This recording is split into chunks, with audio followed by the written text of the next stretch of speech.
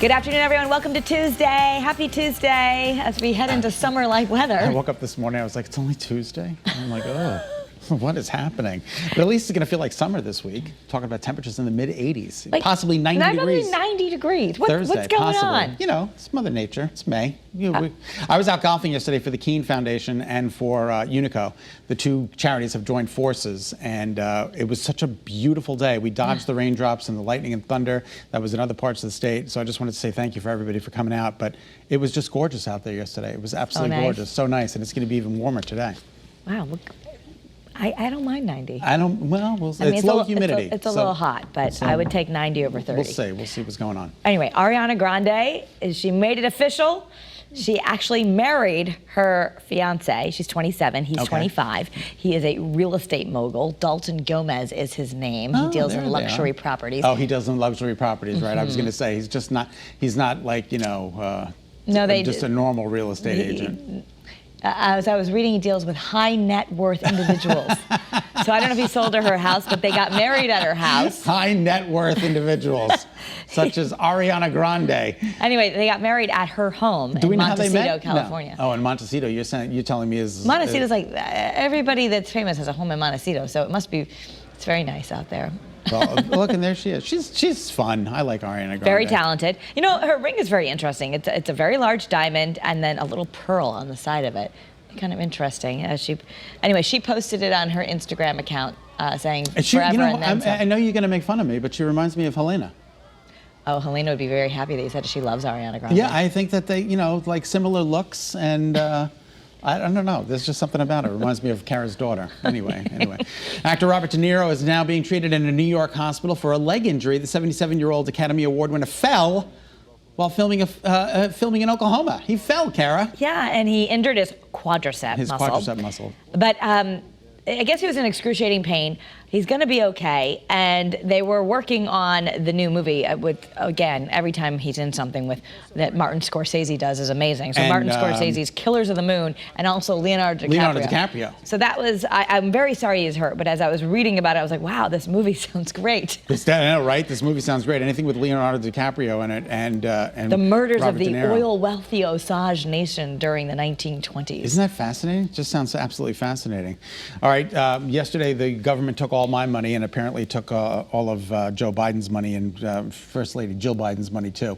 They paid a pretty good chunk of change. Sure. Well, and they're fortunate to make a lot of money, but they released their tax returns. The Bidens made more than $607,000 last year and paid about $157,000. Can you believe that's all he made? $607,000? He's not, first of all, by most American standards, a lot of money, but he's not considered to be one of the, a lot have been uber wealthy presidents, and he would not be one of them. And it says Vice President Kamala Harris. Kamala Harris, she $1.6 million she made, and they paid $622,000 in federal taxes. Yeah, she and her husband together. So it's interesting because to go look at the tax returns, right? They all have federal jobs where they make like one something, or he's the president. Right, exactly. Right. The question is, where is all the other money coming from? Public engagements and speaking appearances and book deals and everything else that goes in kit and caboodles. So there it is. But at least, hey, some people are saying, hey, at least I like to look at these tax returns, and that it's important for public officials to release them. Absolutely. I completely agree. All right, so I don't know if I'm ready for the self-driverless car yet, because what if there's a little issue, like a cone or something? An orange cone or something. The car gets freaked out when it sees it and doesn't know what to do.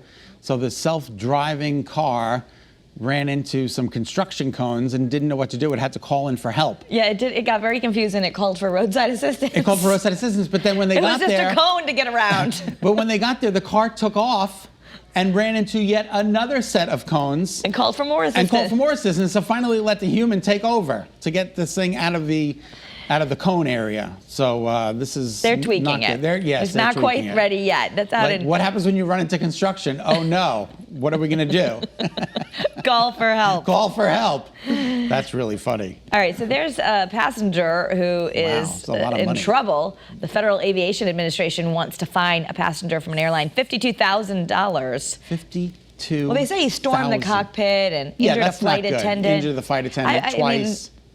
Not Besides good. what you pay, there should be some criminal charges for that. But they say that the maximum fine was $35,000, so they're going above and beyond to make sure that this guy, they put him in plastic handcuffs. I don't understand that. Was this somebody's gag gift or something? And they put him in the plastic handcuffs, and then he broke through the plastic handcuffs, and he assaulted the flight attendant again. Wow. So, well, anyway, they want a big fine because they said they're trying to show a zero tolerance for any kind of behavior like this. I completely agree. I can imagine trying to storm the cockpit. Ridiculous. All about the consequences, right? All about it. All about it. All right. So do you want to get little nuggets that look like crowns again? I don't really understand this. How could you make a nugget that looks like a crown? Just the same way they make nuggets look like dinosaurs. The dino nuggets. They're shaped. Crown nuggets. Oh, look at that. Yeah, Burger King's bringing them back. Footprint. They're crown-shaped chicken nuggets, and they're being sold at certain locations throughout the country. Wow, they were on the menu since 2011, but they got rid of them in 2011, but fans pleaded for the return, even starting an online petition with more than 2,000 signatures. But they're wondering if you really like them, then maybe they're going to launch them nationwide. So what do you think? Is this important to you, everyone? Do you need crown-shaped Burger King nuggets? I have to say, I've never, honestly, I mean, I've certainly gotten a Junior Whopper or something, but I've never had a nugget at Burger King. I don't think of them for nuggets. You can have it your way at Burger King. Have it your way. They were big on making you could special order at Burger King as opposed to McDonald's. I remember and growing not have up to wait 100 years. Yes, I do remember when growing up, my mom was on Weight Watchers, and if you wanted to go through a drive-thru, she was only allowed to go to Burger King because it's flame broiled. Flame broiled. And you can take all the other stuff off. I tell you, the smell that comes out of that Burger King, there's one right off of exit 44 and 84. I just want to run in there and eat everything in sight. It's just absolutely amazing. And then you'll end up being like everyone else in America. Exactly. Because lots of Americans gained a lot of weight during the pandemic. They say, what else was there to do? I made a bundt cake. I made something. I made some kind of coffee cake. I made it myself. Yeah. And then did you eat it all? Yes, I made it myself. Thing? It was from Sur La Table. It was in my closet for 7 years. I pulled it out and I made it. Of course, no. Did you check to see if the eggs floated? I didn't check to see if the eggs floated. I forgot.